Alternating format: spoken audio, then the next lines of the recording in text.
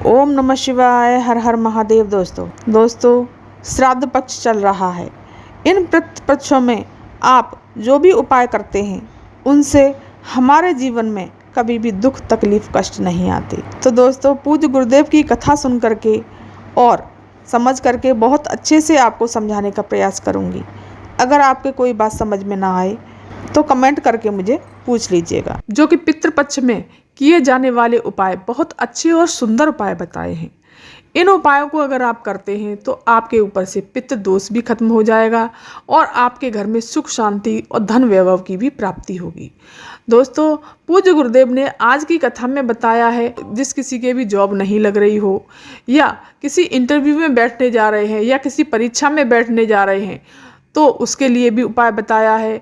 और बताया है कि जो पितृ आपसे नाराज़ हैं उनको कैसे आप मना सकते हैं और उनकी कृपा दृष्टि कैसे पा सकते हैं।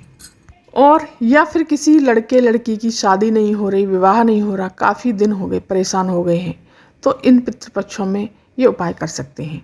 पूज्य गुरुदेव ने कहा है कि अगर काली तिल्ली का मात्र पीपल के पेड़ में पानी डालने से ही पितृदोष का निवारण हो जाता है, पितृदोष खत्म हो जाता है। तो दोस्तों पितृदोष निवारण के लिए काली तिल्ली का पानी पीपल वृक्ष के नीचे जरूर चढ़ाएं।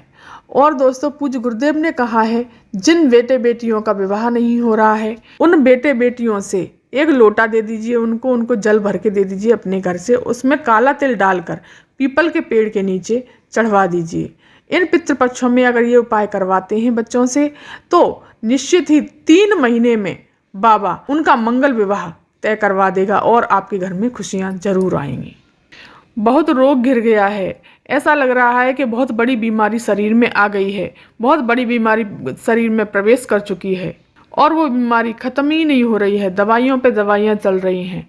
तो मात्र आपको एक कार्य करना है, सरसों के फूल आपको शिवलिंग पर चढ़ाना शुरू कर दीजिए। सरसों के फूल आप घर पर भी उगा सकते हो, तो आप शिव जी को सरसों के फूल चढ़ाना चालू कर सकते हैं। इससे आपकी सारी बीमारियां दुख तकलीफ दूर हो जाएंगी।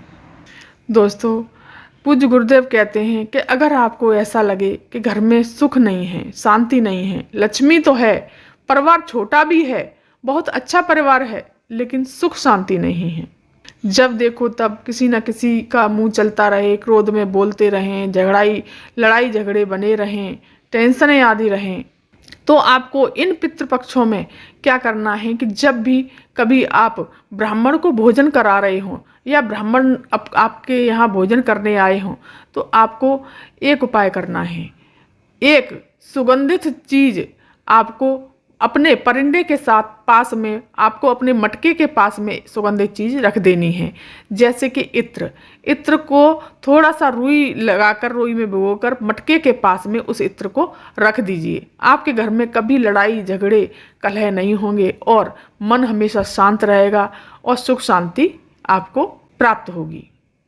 लेकिन ये उपाय पितृपक्ष में ही किया जाता है।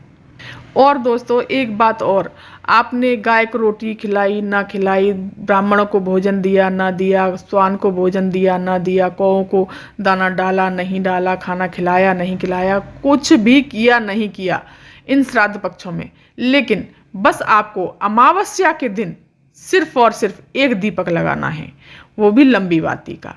वो दीपक आपको जहाँ तालाब, नदी, कुआं, बावड़ी ये चीज़ें हों वहाँ पर लंबी बाती का दीपक लगाना है। दक्षिण दिशा की तरफ मुख करके उस दीपक की बाती दक्षिण दिशा की तरफ होनी चाहिए। और अगर ये भी आपके आसपास नहीं है तो आप इस दीपक को अपने पीपल के पेड़ के नीचे लगा सकते हैं या बेलपत्री के पेड़ के नीचे लगा सकते हैं, बरगद के पेड़ के नीचे लगा सकते हैं।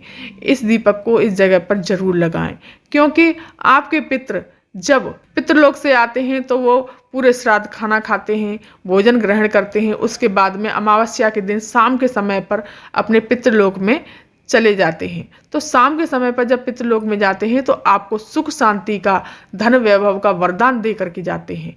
तो इस जगह पर आपको दीपक एक लंबी बाती का जरूर लगाना है, दक्षिण दिशा की तरफ मुख करके।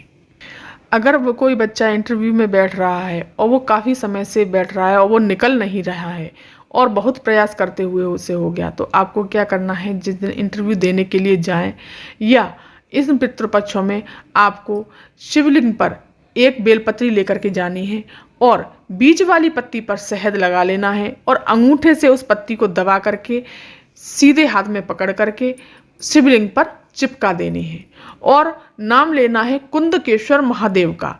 कुंदकेश्वर महादेव का नाम लेकर के फिर आप किसी भी इंटरव्यू के लिए या एग्जाम के लिए बैठ सकते हैं, जा सकते हैं। निश्चित ही महादेव आपकी मनोकामना को पूरा करेंगे।